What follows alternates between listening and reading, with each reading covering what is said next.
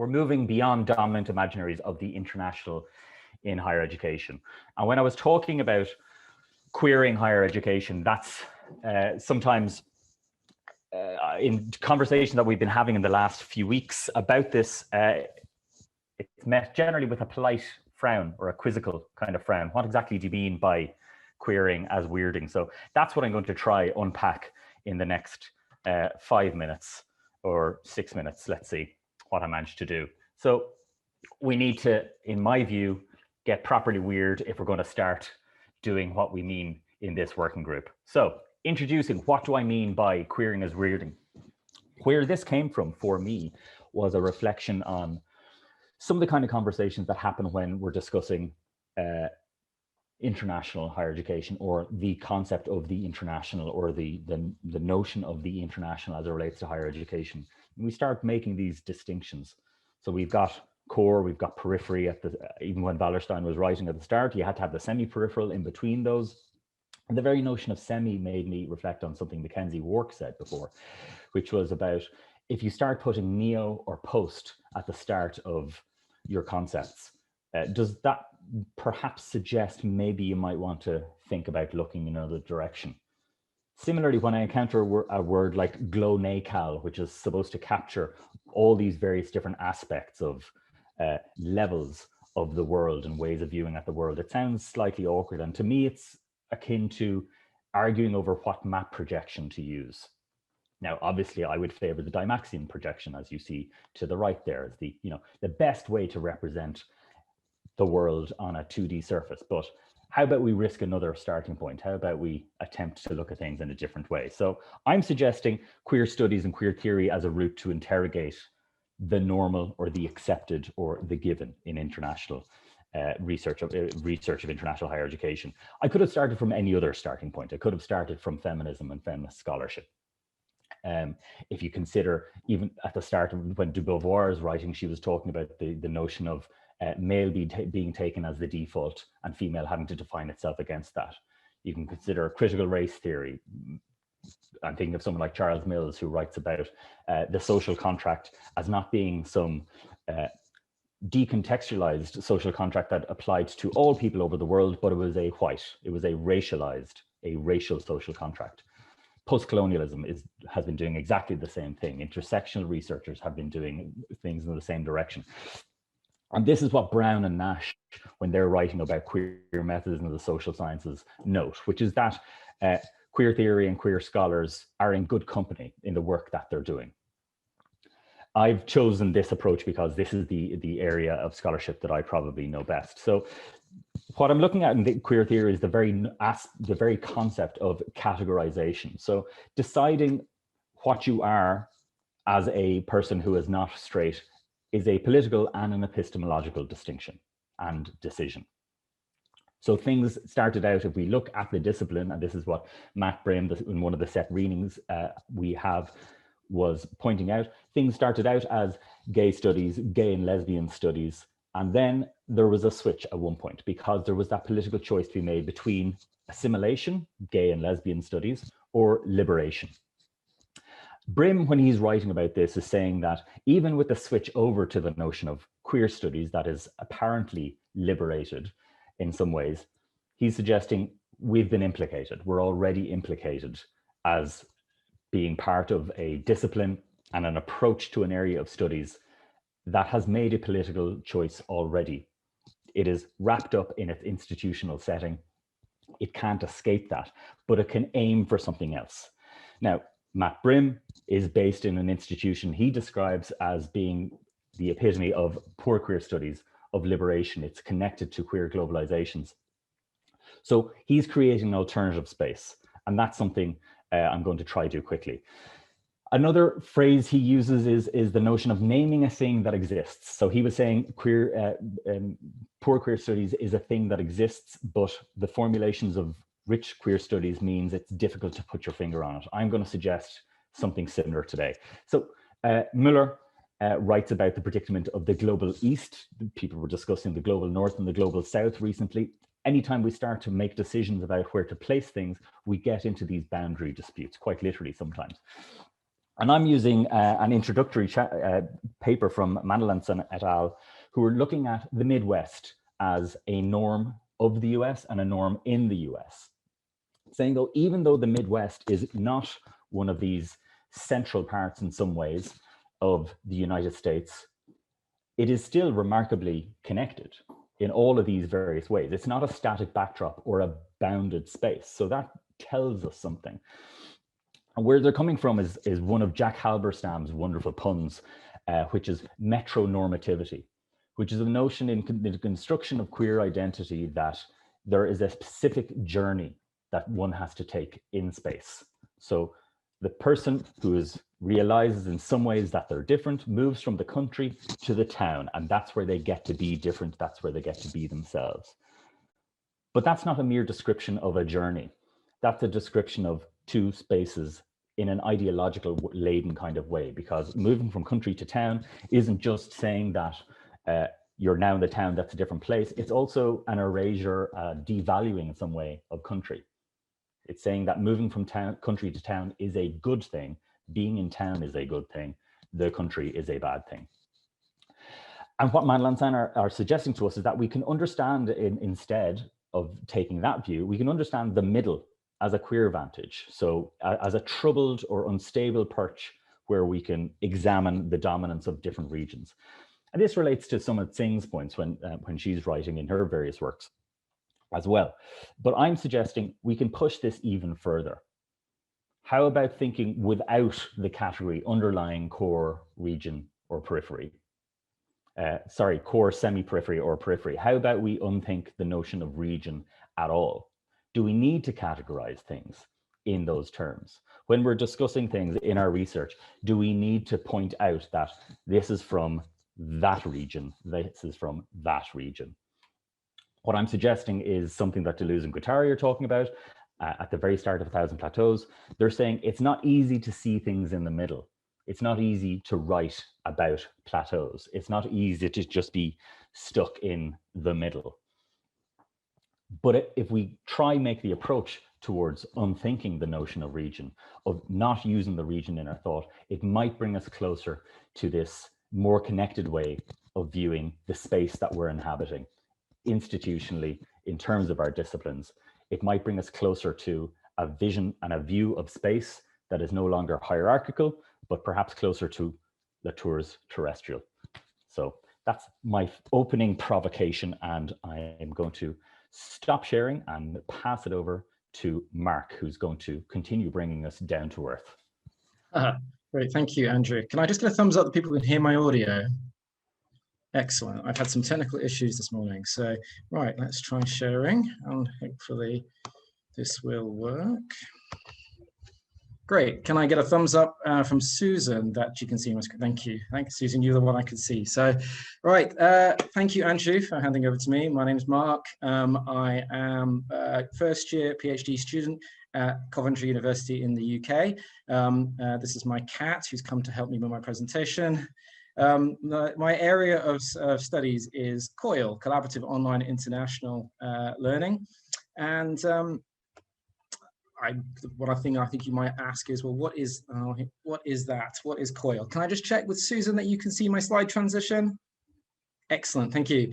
So COIL, Collaborative Online International Learning, is well, it comes in, there's a number of different names, a number of different iterations, but COIL as a term came out of the State University of New York about a decade ago. This pedagogy has been known by a number of different terms that you can see on the left here, but probably most commonly at the moment, it's known as COIL or virtual exchange. The way that the practices are run is slightly different, but what they mostly share is at its core, it's a collaboration between two institutions, at least two institutions, usually internationally, where educators in each institution collaborate to co-construct a unit of learning that students then work on together in groups online, mixed groups with representatives from each institution towards some kind of agreed product or output or outputs, usually in the form of a presentation or a report. Although the aims of it may be for a number of different reasons, it's usually from subject knowledge to intercultural competence. It's largely about connecting students and academics and preparing them for a globalized world, or at least that's usually the stated aim or the implicit aim in most of the projects. What I'd like to do is I'd like to situate COIL practice and virtual exchange within a wider sphere of internationalization, an orthodox internationalization that's largely composed of unifying global themes. They're not always agreed, sometimes they're contested, but for a large part, what is agreed is that globalization seems to be increasing across the world. And if universities are to churn out graduates that are able to operate effectively in this globalized world, then we need to embed global themes and concepts and skills and capacities and knowledges within our university curricula so that they can do that and play an effective part in this globalized world. However, what's interesting is although COIL sits within a wider umbrella of internationalization, what we actually find is that some of the practices seem to be raising to the fore counter movements or counter trends.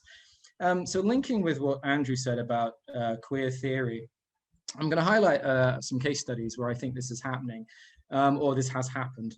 So the first one I'd like to talk about was a collaboration between the United States and the Netherlands.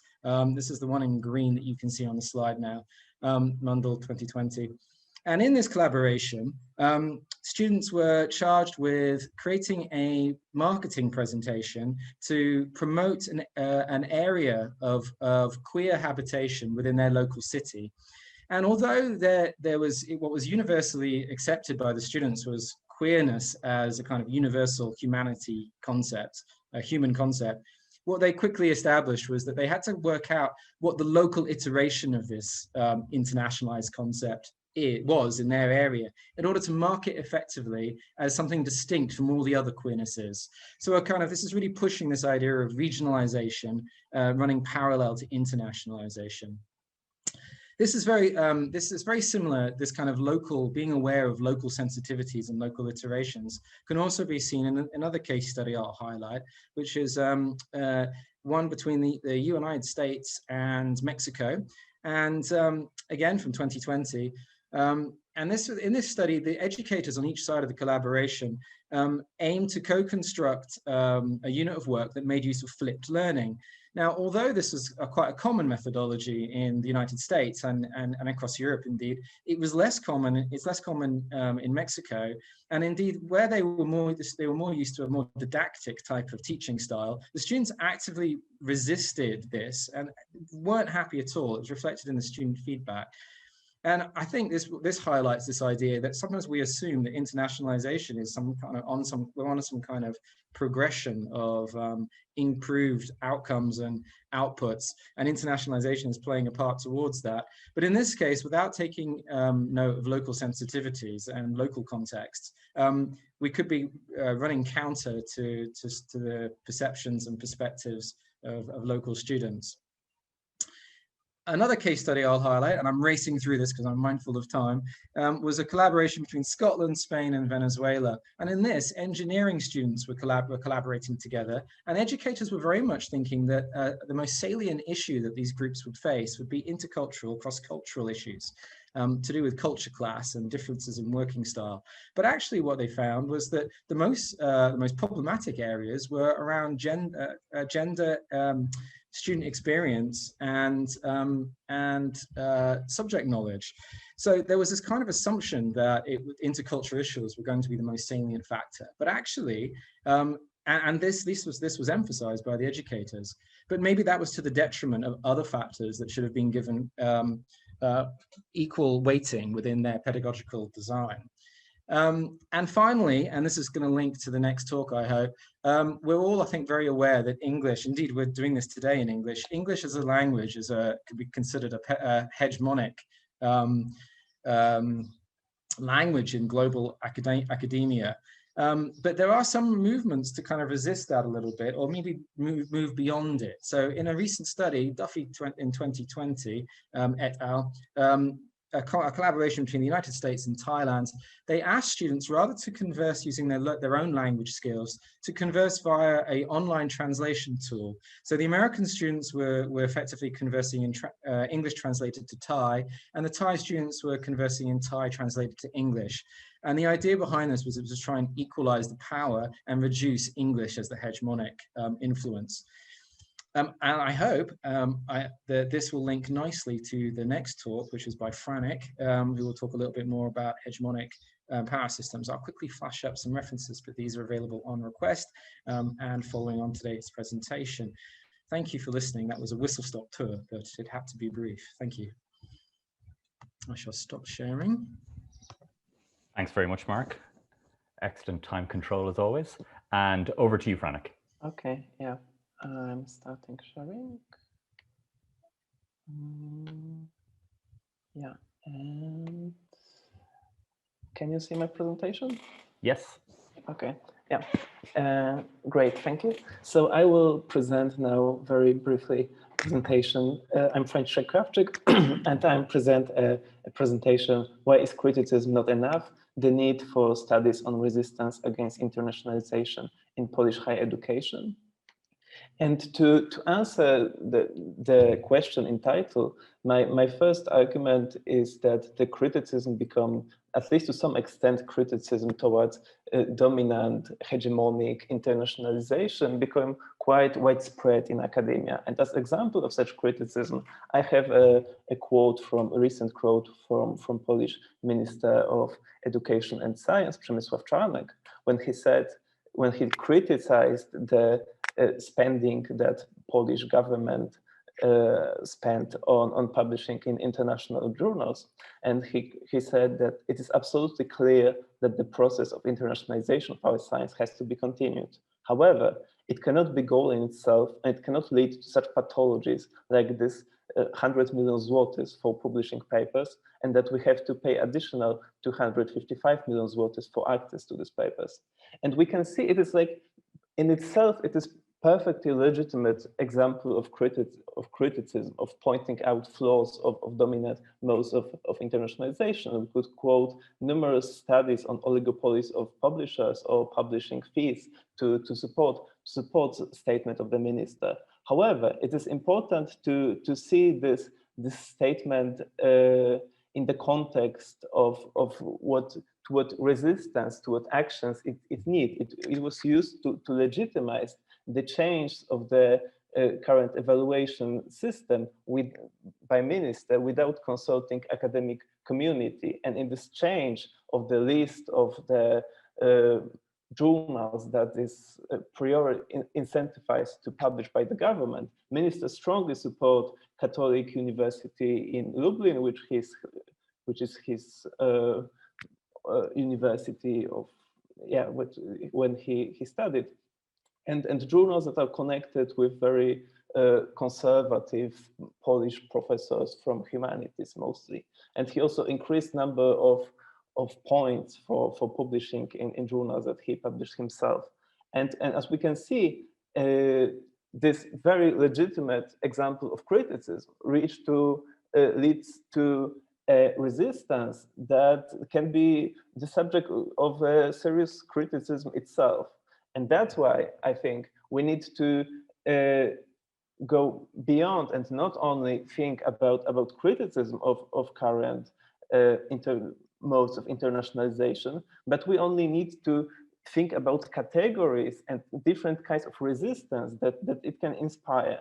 And I propose two very bright categories here of resistances that we can think of. And the first is particularistic resistance, and which the case of Minister Czarnek is example of.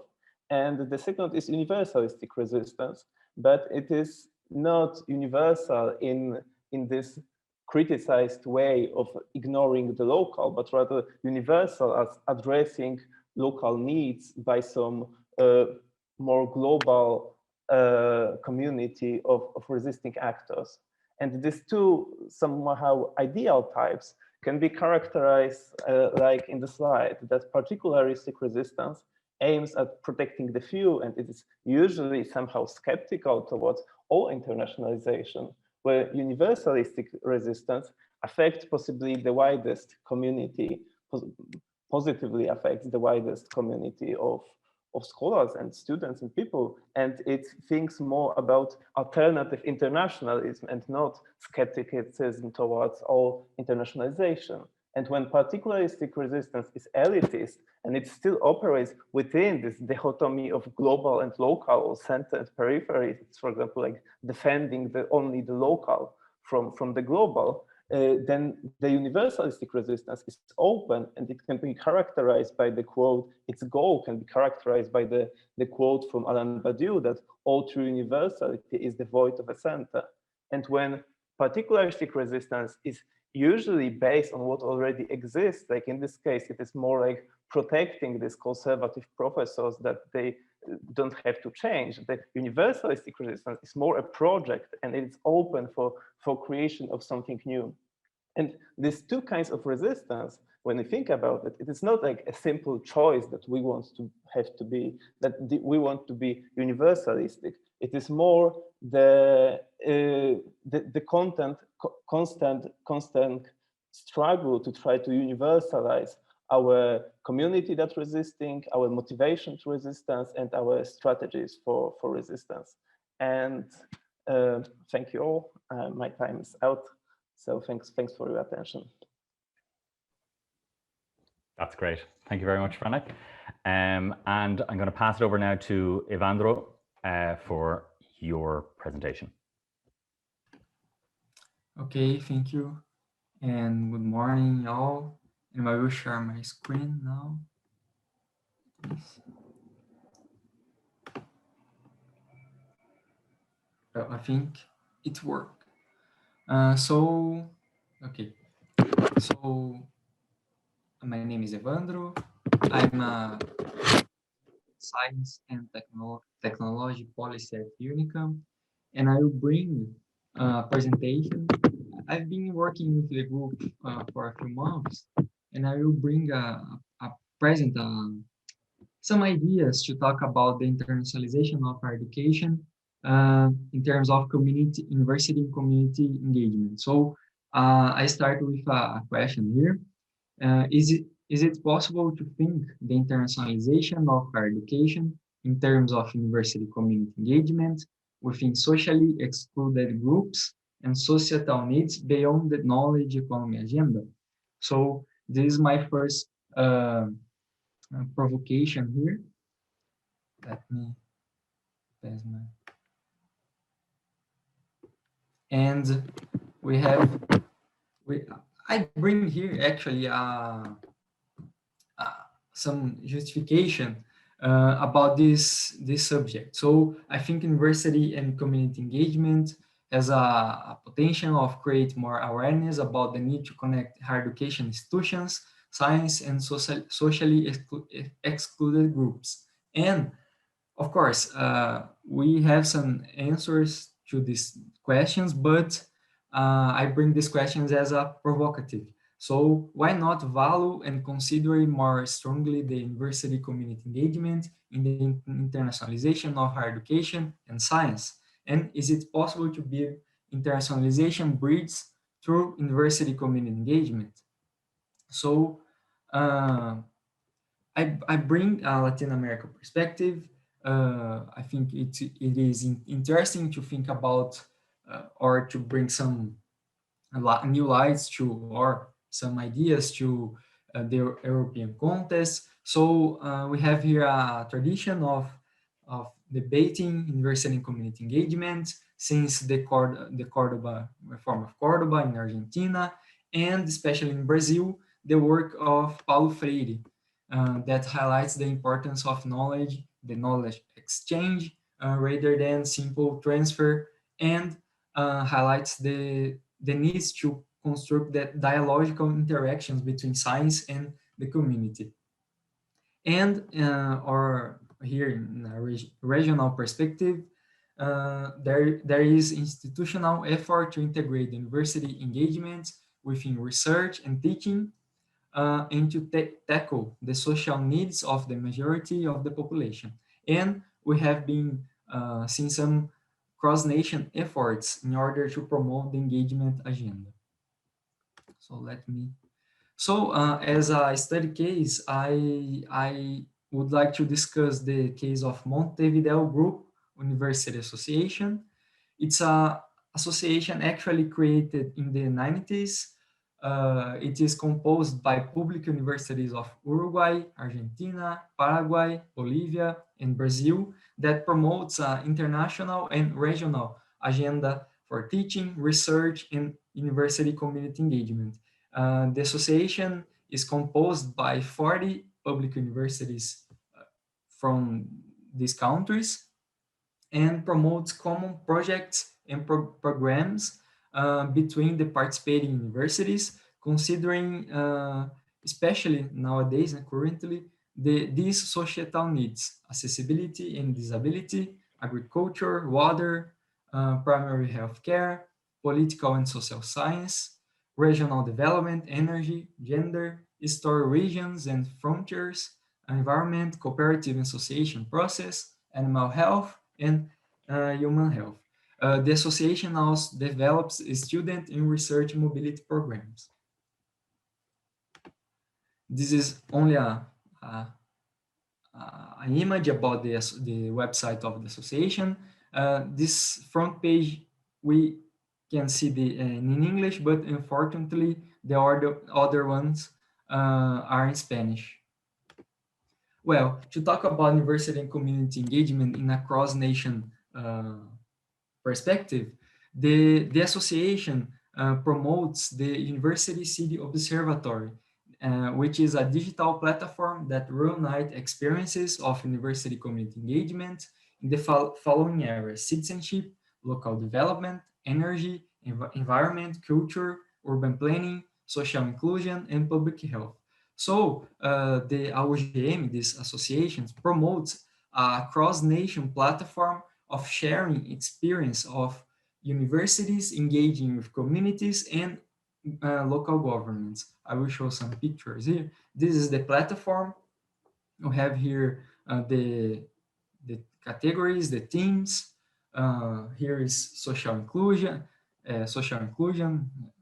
inclusión social in Spanish. So this platform actually have more than 100 experiences of university community engagement from universities from the participating countries of the association. So just to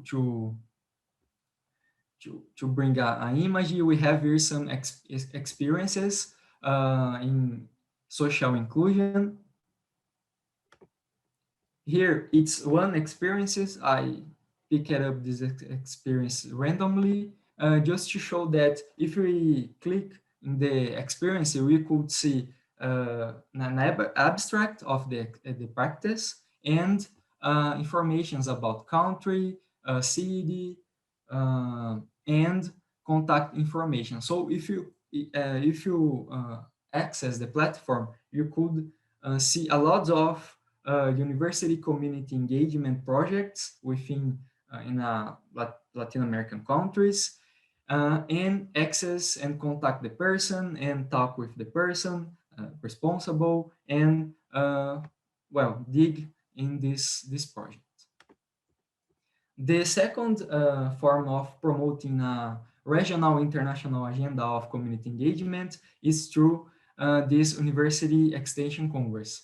It's an annual event that debates and sharing experiences about engagement, especially about the institutionalization of university extension. We call here university extension, but it's similar to university community engagement, artistic and cultural production, sustainable development, state and society, training of citizenship, human rights and inclusion, and communication and network. So it's a academic congress, but it's a very important congress within the universities that participated in this congress.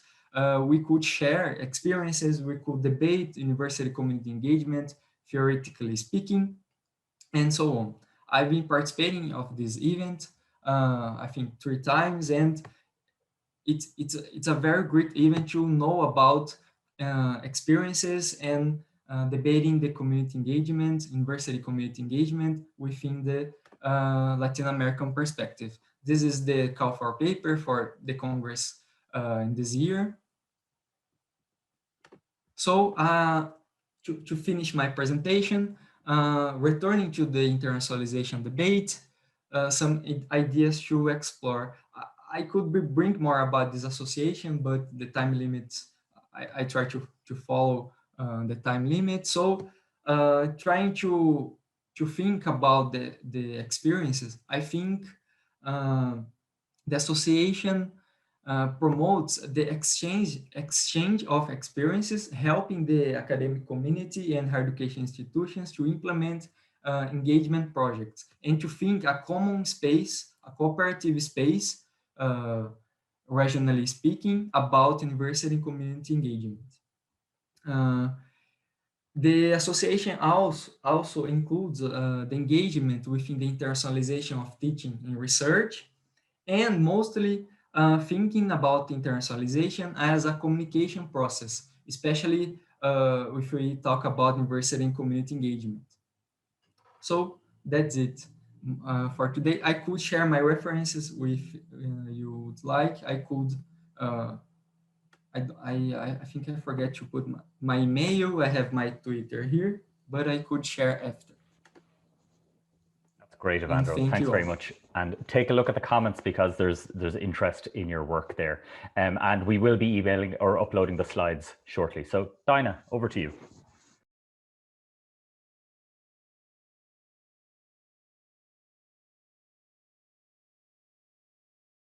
Okay, can you see my slides now?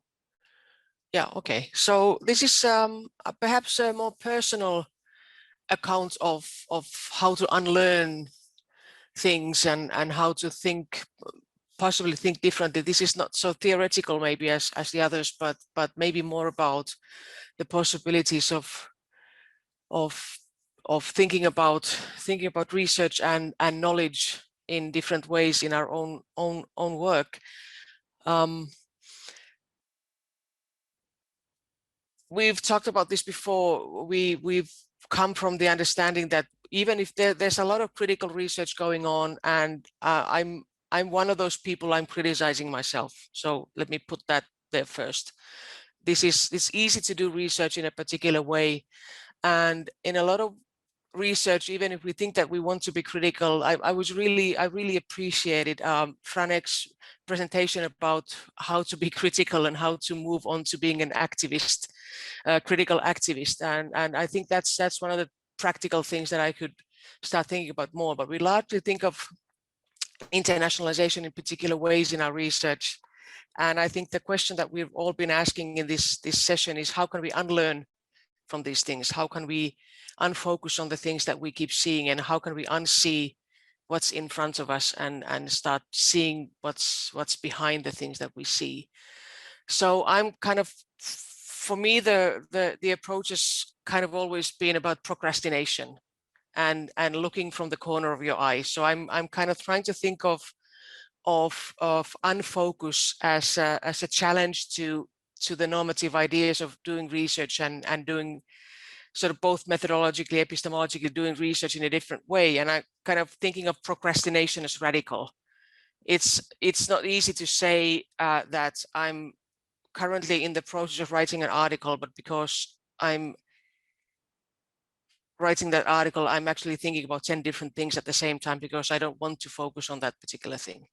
And being in a senior position has made it easier to say this. It's easier being in a senior position. Is easier to say that I'm not doing research by focusing.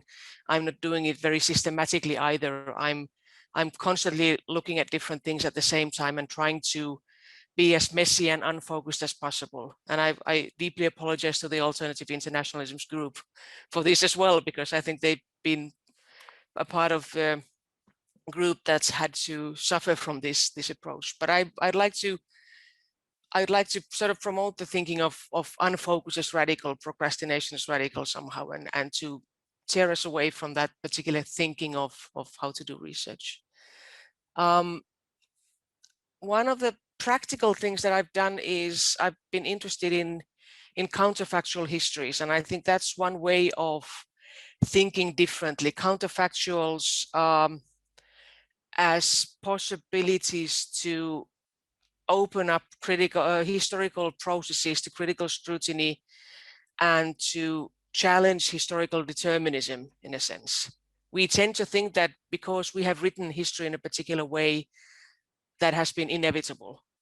But we can, by thinking about counterfactual histories, we can challenge historical determinism, we can offer some plausible alternative readings of historical and political events, which I think is really important when we want to consider alternative futures as well. So if you think about unlearning what we have learned and try to imagine an alternative for that, I think counterfactual histories provide one way of doing that. And all this is just basically about critically evaluating the taken for granted assumptions about our current world as we see it. And again, I'm talking about myself. I'm not trying to say that I have all this figured out. I'm also in a position where I'm critiquing my own work all the time. We heard a bit of, I'm not going to go too much into this, but I was just really, I mean, all the examples we heard were really interesting, offering different kinds of theoretical, methodological approaches and also empirical approaches for looking at internationalization in different ways. But I guess the main question in the end is, why is this so difficult? At least for me. It might be really simple for others, I don't know, but it seems to me that this is really difficult. And I think partly it's because our researcher identity is so internalized, it's so embodied. We are so deep in our own ways of seeing the world, in our own tools for understanding what we do. Our own education and activity as researcher normalizes our own thinking, as Latherance and Pierre say. It's really difficult to get rid of. We are like fish in the water. And the problem is that if we jump out of the water, there's only so much time before we suffocate. So it's like having to figure out new ways of knowing. And it's really hard to study something we don't know about, because the things we already know about that thing block the thinking. And for me, that's also I think that's also an equity question, because a lot of times, if we don't see, we're fish in the water, we don't see the questions that might be important to others. We see the questions that are important to ourselves. And I think that's really makes it really hard to study something we haven't already studied before.